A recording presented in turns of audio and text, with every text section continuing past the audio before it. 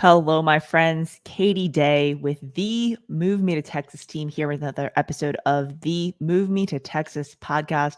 Got some special guests this week on the pod.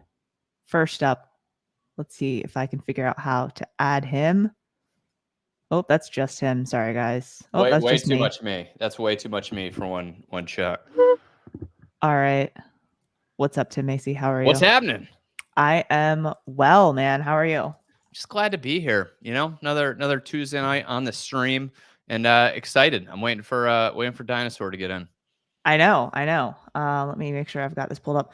So I've got some not so interesting information, and then I think the information that everyone kind of wants to talk to you about, in regards to real estate these days.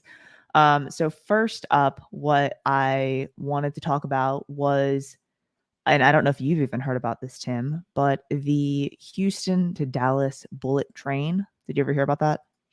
I mean, I've heard, I feel like they've been talking about high-speed rail for a while now, but does it look like Possibly the end of the line. Is that a good thing or a bad thing? I mean, I think it was going to be expensive. I think it was going to require a lot of different things to happen. But basically, this Houston Chronicle article was talking about basically they have no leadership. They've got, no funding, no permits, no taxpayer money. Mm-hmm. The CEO stepped down. So lots of different things happened. So it's not going to happen anymore. I mean, it's been something they've been talking about for a while. So potentially it could happen in the future, but it is not something that will happen today. And frankly, for someone that goes to Dallas a lot, I would be a fan of something that required me to not drive. Yeah. But I'll continue to fly and take, the fancy bus and other things. So. And I feel like, high-speed rail, when you look at the cities, our 4 major cities here in Texas, like it makes a lot of sense. I think it could be awesome. I look at what Brightline's done in Florida, and I think Florida's, doing some interesting things on high-speed rail, connecting some of their cities. But Texas is just, it's so big, and there's so much private land, and there's so much, it's like people come to Texas to get things done. To have businesses to get things done. But like high-speed rail just isn't one of those things I feel like that really aligns with Texas. So I think it's a great idea. I'd love to see it. I think it could be amazing and have a bunch of amazing benefits. But I don't know. I just don't think we're public transportation state. Not even that it would be public transportation, but you know what I mean. Well, and that's something that we've talked about in the past, and in other videos, and just in general, us talking about Texas. Texas is a very car-dependent place. I say it about Houston, but like our entire state is a car-dependent place. Yeah, I mean, I just think that people they like their big trucks, and when it comes to taking a bunch of land to do high-speed rail, I don't see it happening here. I would love it. It just not something that's going to happen in Texas. We like our land too. A bullet train where you can drive on with your car would be awesome. Catch the train to Houston and then drive to Galveston. Kind of like a ferry, auto train, high speed situation. All the things. Yeah, for sure. So we'll add it to the wish list. But yeah, that was just something that came out today. Wanted to share it. And that is that. A recent report came out from the National Association of Realtors, and basically what the report outlined was institutional buyers. I should have asked for guesses. Institutional buyers in Texas, right? So LLCs and corporations made up almost a third of all homes in Texas last year. If I were to have said that to you, do you think the number would have been higher, lower? You think that's about right? It seems really high to me just as a listing agent. It seems high to me. I think about the listings that we've had, and not a third of them have sold to investors. I wonder if they are counting things like Open Door and Zillow, because I think that is a different use case, because those houses do hit the inventory for owner occupied buyers, a couple months later. So I don't know. I'm interested. If this is like a true stat with no slant to it, I'm pretty surprised. Yeah. So basically, what they had described, right, as far as institutional investors are LLCs, companies buying on a large scale. So they're looking at corporations, companies, and Yeah. LLCs. So I do believe that, you know, some of those corporations that are, the open doors and last year would have been Zillows and things like that would be included in this.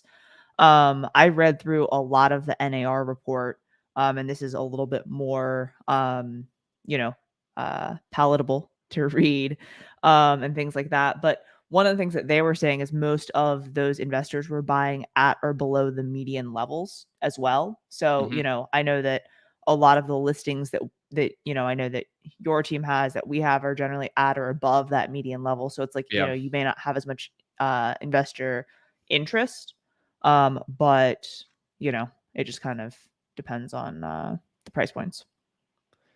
Yeah, like I said, it seems high, but I guess a lot of our buyers at that lower price point are losing out all the time. So maybe that's where they're going. Maybe that's what they're losing out Yeah. to. Well, and one Yeah. thing we've seen too with those, kind of mid-level and lower level priced homes is like some of them are being purchased by companies that are planning to rent them to someone with an option to buy, like the Divvies and Home Partners of America and stuff like that. So, most of those, Matt, for the offers I've seen, most of those are going to be cash. They may have some sort of fund or something like that, but it's generally cash. Speaking of interest rates, I'm excited that we've got one of our preferred lenders on this week, Allison with Movement Mortgage. Allison and Tim have not met, so I just introduced y'all to Oh, each you other. kidding me? Allison, We've Tim, been Tim, friends for Allison. years, right, Allison? Me We and we you go go way way back. back. Yeah. Way back to just right now. So I think the biggest thing on everyone's minds right now is interest rates. If you just, and honestly, what I did as I was going to pull articles, I just Googled, in mortgage interest rates, right?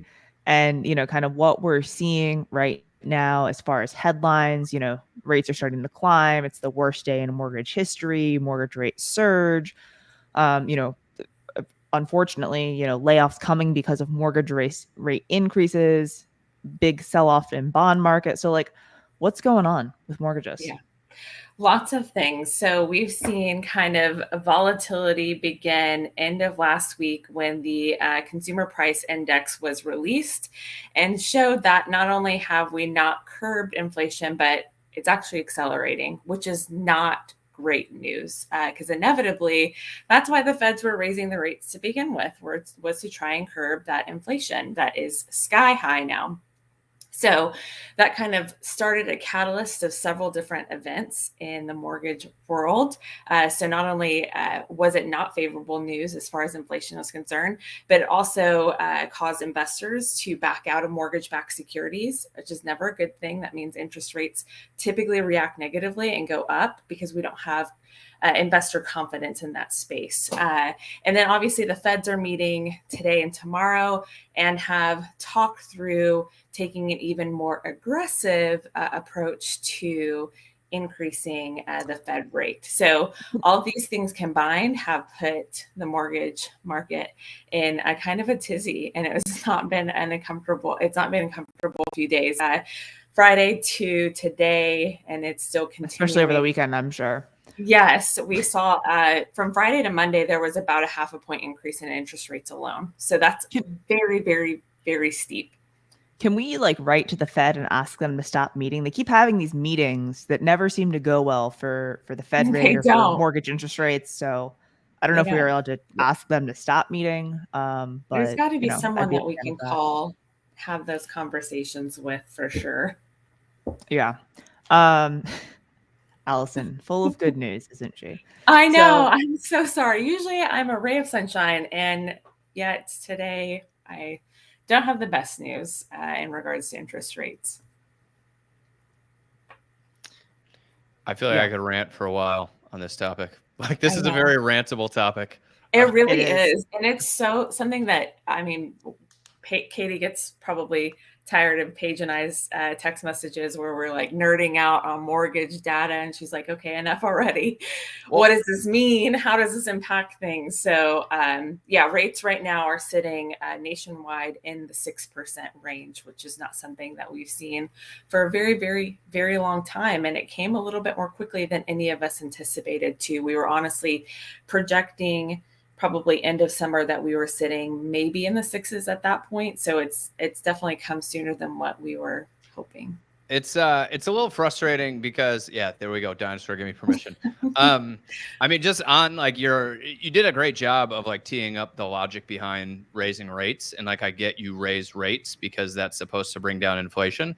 But the thing is, it's like gas prices are up. Like raising interest rate is not going to bring down gas prices. Prices of meat are up. Raising interest rates is not going to bring down the price of meat. Like they're like, oh, we'll just keep raising interest rates until it stops inflation. And it's not going to do anything to stop inflation. Like it has some measure of helping a little bit, but it's like the train's already left the building. Like you printed a bunch of money and it is what it is, you know? Yeah, the reaction there has been, unfortunately, not as aggressive as it should have been earlier on. Yeah. And so now we're in a place in which interest rates are sitting at 6% and inflation is at 8.6%, which means we are negative, you know, in that space. So the only way to curb inflation truly and aggressively is to honestly start pricing ahead of where inflation actually sits. Which is terrifying to think about because we're at 8.6% as far as inflation is concerned. So what does that look like as far as increasing interest rates to possibly 9% or 10% to start to bolster investor confidence, to start putting money back into mortgage-backed securities and hopefully lowering interest rates, all without spurring us into inevitable recession. So a lot of stuff going on right now, and we're just taking it a day at a time and trying to also just educate people on what it looks like to buy, how things have shifted as far as buying power is concerned, and what the near future holds for buyers as well. Well, that's where, like, you know, I really love, you know, the education aspect of it and explaining kind of why these things are happening, you know, why the Fed decisions impact mortgage interest rates and, you know, kind of the chain of things that lead to where we are today. So I kind of I do really appreciate that.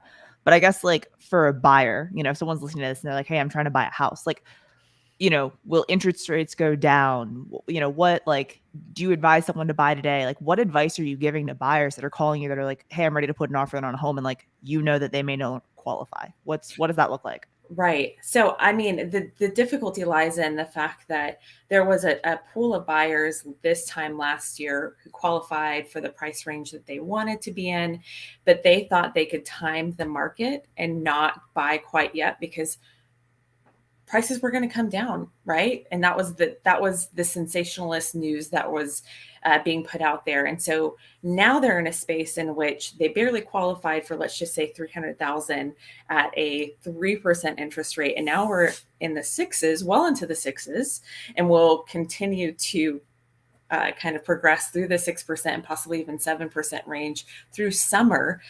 And what does that do to their buying power? Now they can possibly afford or qualify for a $200,000 house.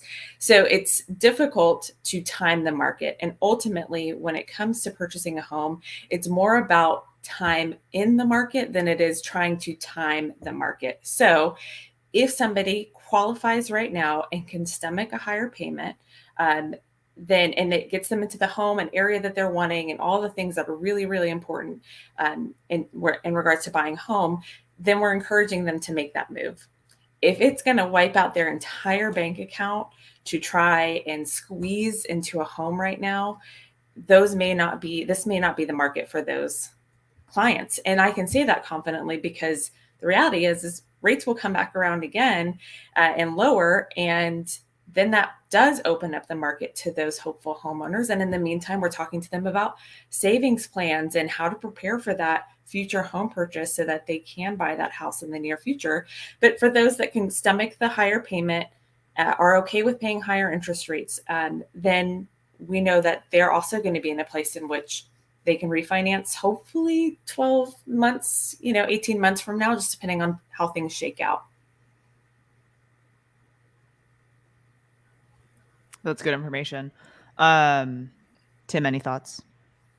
Yeah. I mean, I don't know if rates are going to get down below 6. Like that's the thing. So Allison said like, if 18 months from now it's lower, you can refi, which I think is great. Like that's very true. But also, more importantly, you may not see 6 for another 3-4 years. Correct. And you may be hanging around in just even higher monthly payment if you wait. But what I do think will win over time is value, right? Is owning a piece of real estate and having that time to pay it down. So, even the first house that we bought, I think was at like 5 something percent. And it's not that the interest rate was 6 or the interest rate was 3. It's that the property went up in value, right? Like that's what really helped our family balance sheet and helped our net worth. And so, is it ideal? Like, do I wish I bought more houses when it was at 3%? Like, of course, right? Yes, right. But I do think, for a lot of homeowners right now, like if you need to move, this shouldn't stop you, from buying a home and making that move. Because what's important in the long run is what we've seen is owning a home. Owning a home or owning homes is what makes the difference on your family balance sheet. It's what makes the difference for your life. And whether it's at 6% or whether it's at 7% or 4%, it's really, that's what matters. And then the discussion in the comments, yeah, I mean, like, look at the stock market. We are going to have a recession. I don't really think there's much debate about it. Like, we're going to have one. I mean, what kind of rally would we need to have to avoid one? Like, we have to go crazy. So, yeah, I mean, it's coming. But we'll get through it. I mean, and I think like just outside of the real estate economy, because I think that we get very wrapped up in real estate facts, real estate numbers, real estate things like that. Like in our industry, we're already starting to see, layoffs and things like that occurring today already, and have been seeing it especially in the mortgage industry, so far this year. So with the volatility with interest rates and them increasing, we've been seeing that. I think, Tim, to kind of hit on your point a little bit more of like, if you can buy the home, I always tell people that we should be making decisions on the information we have today. Right. Mm-hmm. So, of course we would love to see lower interest rates in 6 months or in a year or whatever it may be. If you wanted to buy a home last year and you're hoping for lower prices this year, like clearly, you would want lower prices at a future date if you were buying more. But like for everyone that already owns, they clearly want price appreciation. So like if you can afford the home today at the price it is today and the interest rate it is today, then you should buy a home. But if you're waiting for something to happen in the future, like it could go in the opposite direction of what you want, and then buying that home is no longer an option. Matt made the comment, your 401k may be a 201k. Yeah, I actually, if I'm being completely honest, I have not opened any of my brokerage accounts. Yeah, I'm not looking at them. Don't do it. Until I see the news saying, the Dow and NASDAQ and all the things are up. I'm just not even opening them. I'm just going to keep my cash, keep my money, even though that's also, clearly losing value as well, but not opening any brokerage accounts. Right. Correct. So, yeah, I mean, buy a house you can afford. That's like the good advice in any market, right? Like even when interest rates are low and you're like, oh, I could go buy like always buy a house you can afford. And even if you bought a house you could afford in the peak of 2006, 2007, like people still did fine if they could hold on to that, and get through. Paige, who seemingly couldn't be here, can also tune in to but the also tune in. That's fine, Paige. That's fine. Real estate is the only hedge against a recession. It's a guaranteed return if you can wait. And that's where, I think when we think of recession, obviously we were in one in 2020. Most people think of 2008, and that was a real estate driven recession, right? Mm-hmm. So home prices crashed, the entire real estate industry crashed, and a recession occurred, right? Correct. So home prices dropped then, but in 4 of the last 6 recessions, home prices actually increased, right? So, even as we move into what is likely going to be a recession, people will likely still see some appreciation, just not the 5 to 20% we saw last year. I agree. And I think it's interesting. Matt asked the question, do you think we'll see more people who are forced to sell their homes? I'm sure you guys have perspective on this, but in our opinion, I think there are going to be people that see this as an opportunity. Yes, interest rates are higher, but they're also sitting on a boatload of equity. And if they use that money strategically, they can pay off those high interest credit cards, high interest car loans, and get into that next home that their monthly outflow is not being impacted because they're paying off debt in the process. So I definitely can see more people being strategic with the equity that is in their homes to position themselves better long-term, especially while we're sitting in a recession, because recession doesn't mean that people stop spending money. Recession just means that they are more selective with the ways in which they do spend money. Yeah. Yeah, I think, prices shot up so much that any decrease seems like, a bad thing. But when some houses have appreciated 40%, if they pull back 8%, like it is not a big deal. You know what I mean? Right. And so, Matt, I do think people are probably going to struggle through a recession more than we'd like to admit. I think, there probably are some tough times ahead. But for most people, I think it's going to be pretty hard for them to get underwater. Like they're going to have to try pretty hard to get underwater. Like we just sold a house for somebody that was in forbearance. Like they haven't paid their mortgage in, a year and a half or something, right? Like they did as much as they could to be underwater and they still net $100K on their $400,000 house. So, I think it's not going to look like 2010, 2009, when people were forced to sell their homes because they had blown through all their equity and they were like, I think the equity is still going to be there.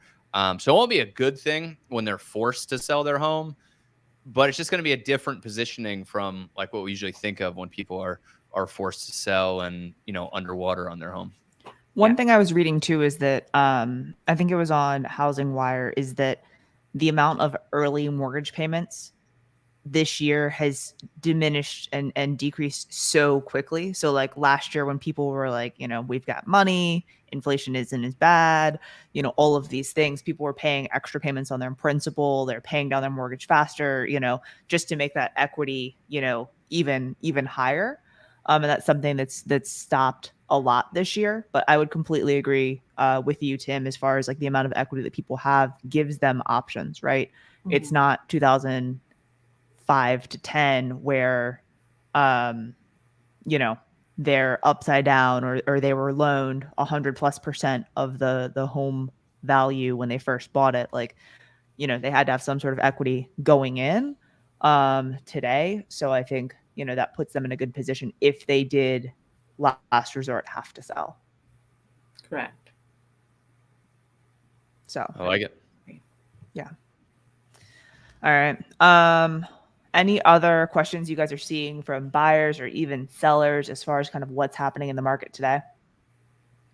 Yeah, I mean, I know on the sell side, I think agents have making Instagram reels saying like values aren't going to go down. Like, don't worry, like the market's still hot. Values aren't going to go down. And I think values are going to go down. Like, I think we're going to see a lot of areas and neighborhoods decrease in price, and we're going to see more price drops, and it's just going to happen because buying power is going down. So there's plenty of demand in the market, right? Like people are still moving. There's a lot of buyer demand, and a lot of cases like buyer demand is outpacing supply. And so we still have low inventory. All those things are true, but buying power is going down significantly, and buying power is what drove up all these prices like crazy to begin with. And so I'm talking to our sellers about the realistic fact that, their house may be worth less when interest rates are 7% than it is worth right now when interest rates are 6%. Yeah, I would agree and disagree with what you're saying. I think that like at the end of the day, value is what a buyer is willing to pay for it and a seller is willing to sell it for, right? Like, or the buyer's capable of paying for it. and that's like kind of the second part of it, right? So, that's where I think that, you know, while we're coming out of a like white hot market, you know, 2020 and 2021, now we're still in the seller's market. We still have a shortage of inventory, but now when buyers' purchasing power just like ripped from underneath them, you know, does that then mean now that tons of buyers leave the market? I think it's going to also impact segments of the market differently, right? So we have such a shortage across Texas in like 250 and less inventory, you know. So if someone puts their home up, you know, on the market in that price point, I think it's still going to be a pretty, you know, competitive market. But for a $2.5 million house, I think it's a little bit different of a story. Yeah, and I think, like, look, you look at the median income of Houston, and how much has the median income of Houston gone up? Like nothing. Not I mean, not or maybe a little 15%. bit. What's that? But not 15%. Not 15, not 20% like we've seen property appreciation go. I mean, Yeah. but what happened, in my opinion, is that the buying power of your median income increased drastically. Now, the buying power of your median income has just been downgraded drastically. And so I just know, like, we have neighborhoods that went from like 285, 300 up to like 485, you know, and there's no reason they should have seen that increase in a 2-year time. And so if you look at, like, say the 3-year moving average of home values, like if you look at the moving average, it's probably going to be pretty consistent up. Like, I don't think that is going to drop down. But what's happened is we've had this crazy, unheard of spike in the last year. That spike is going to come down, but like the average price, you know, won't really go down too much. But I do think we'll see a decrease just because we've seen such a crazy increase. Yeah. Right. So all in all, it's still in positive, but it's that little up and down to get there type positive. No, I mean, I think that if you are a buyer or a seller out there and you're more so seller and your agent is not having those conversations with you, I think you need to push them on that a little bit more. You know, if you are an agent, you know, listen up. Yes, agreed. They're dropping truth bombs left and right. I think on our side, in regards to mortgages, what we are seeing is, because people are being more strategic with where they place their money. I talked to a gentleman in California earlier this week, and he simply said, I would rather pay 6% on a $500,000 house here in Houston than 6% on a $1.5 million house in Cali, right? So I think you're going to see people make moves accordingly to just make room in their budget and make sure that they're not putting themselves in a compromised position as well. We're talking to people on almost a daily basis now that are fearful that interest rates are going to hit 11+% this year. And though we can't speak towards the certainty of whether that will happen or not, I just, from all data that we're tracking, and as news continues to unfold, that seems like a difficult place for us to be in. I think that we would be in a recession before rates go up that high. Yeah. I'm looking at the comments over here. Got a little bit of conversation going on, you know, as far as what we think the rate hike's going to be. How many basis points? Page is saying 75. Dino D, thank you for the compliment. Just got them done. And yeah, could you imagine 11%?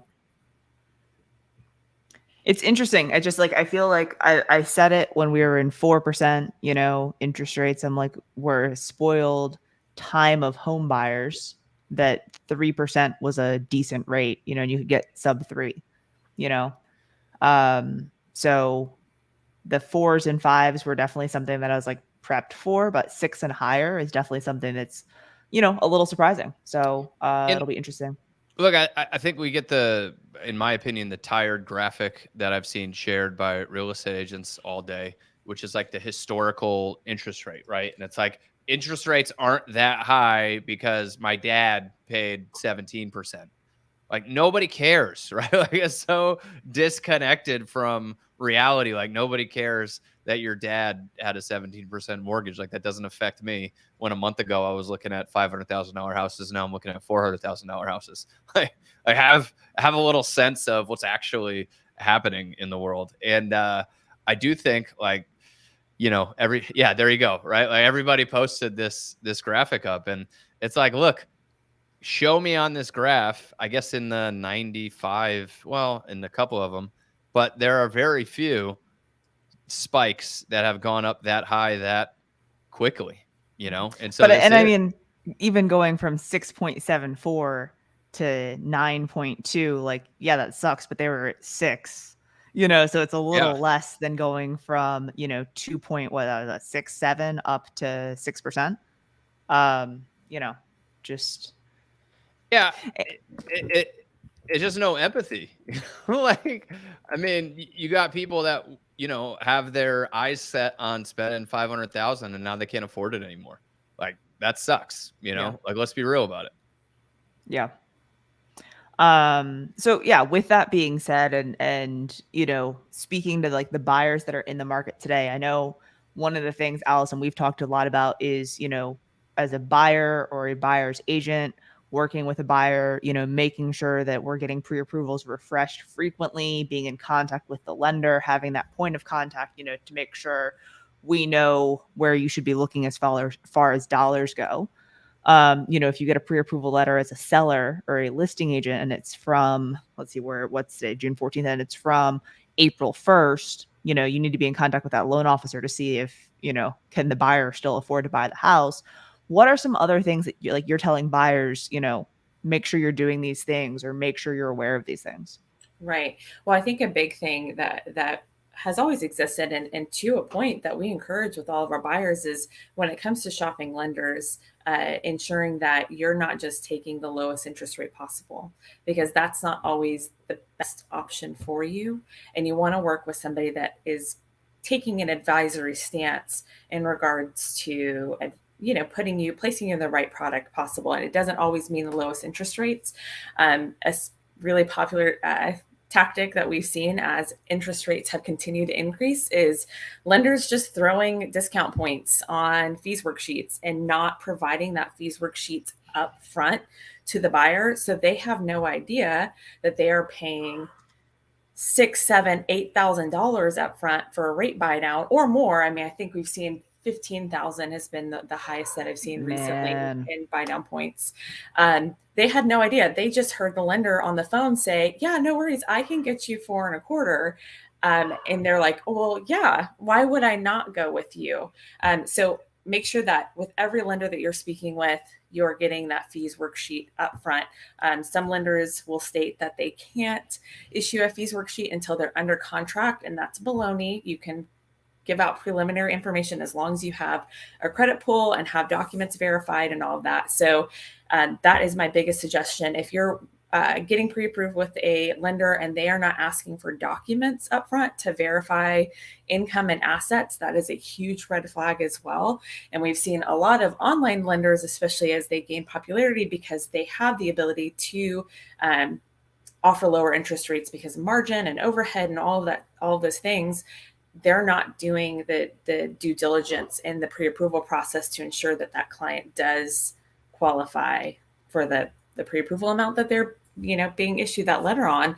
So we're doing a lot of rescue loans because they didn't do their due diligence up front on, you know, pre-approving clients. So those are my two big red flags when it comes to lenders. If they're not asking for documents up front and reviewing them and issuing a really strong approval letter, if not putting you actually into upfront underwriting, then that's a red flag. And if they're not issuing a fees worksheet upfront after a pre-approval, also a red flag. Yeah, those estimates are huge. I always tell people it's what makes me the most angry about the mortgage industry is that your worksheet next to Bob's worksheet, next to Susie's worksheet, none of them ever look the same. So it's always difficult comparing apples to apples. It's like apples to mangoes to oranges.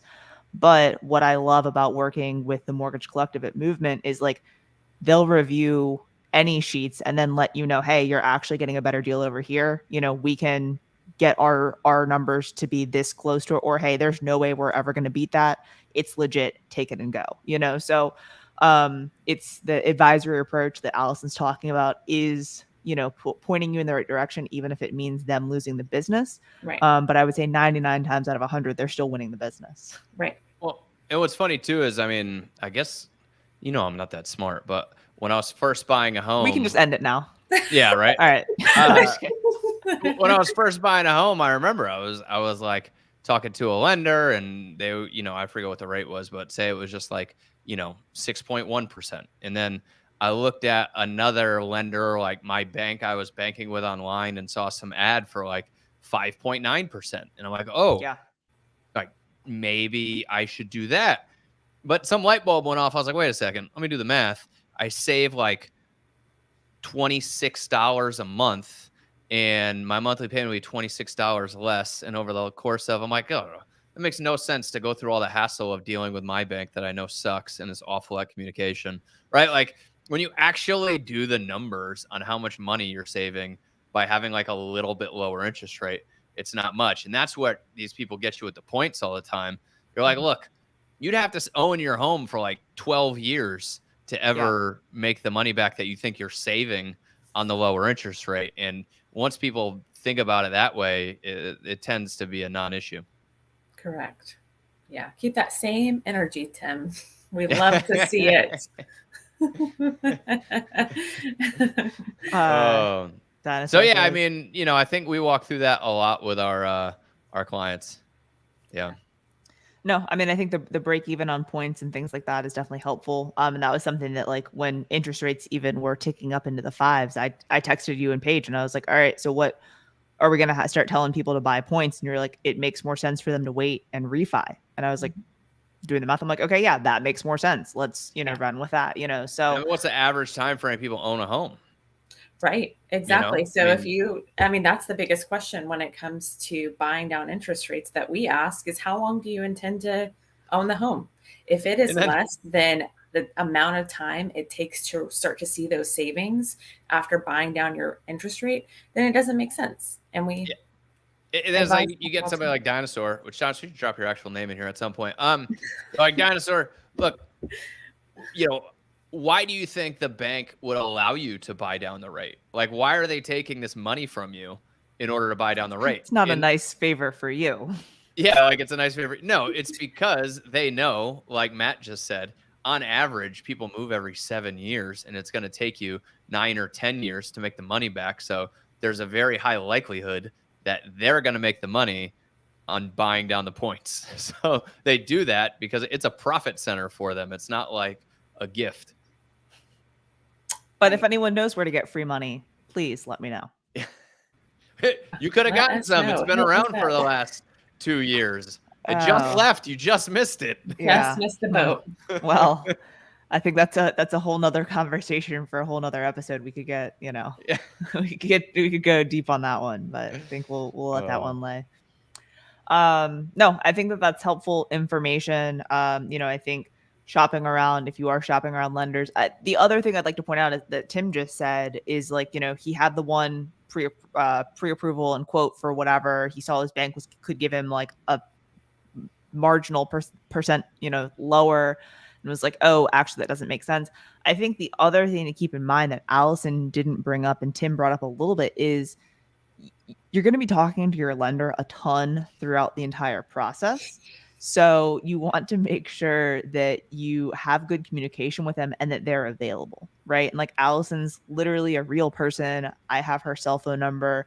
We, you know, talk on a very regular basis. So like, she is a responsive and available person. When you're going with some of these places that are going to give you, you know, these random, you know, numbers online that are lower or look better than, you know, other companies, you know, good luck getting someone on the phone. Correct. Yeah. You're going on a journey with your realtor and lender when you go through the purchase process. And if you don't like either one of them, it's not a great experience. So definitely weigh out the cost and ultimately go with the person that you feel the most comfortable with. And the commentary is just so great right now, honestly. I love it. All right. Any other tips out there right now if someone's looking to enter the real estate market as a buyer or seller? Thoughts, comments? Don't No, I don't be mean, scared. as a buyer, pull the emotion out of it. Like, I Mhm. wish I bought houses 4 years ago. I wish I bought houses 6 months ago. Like, I wish I did a lot of things, but the only thing you can do is look at your situation right now and figure out, do I want to be buying a home or do I want to be renting a home? Like, those are your options. Don't worry about what interest rates were a couple of months ago. Like, they are what they are right now, and make an educated decision based on that. Boom. All right. Mic Boom. drop. I think we'll end on that, Tim. Thank you for the mic drop moment. Allison, thank you for your time as always. And we'll see you back here next week. We'll see you.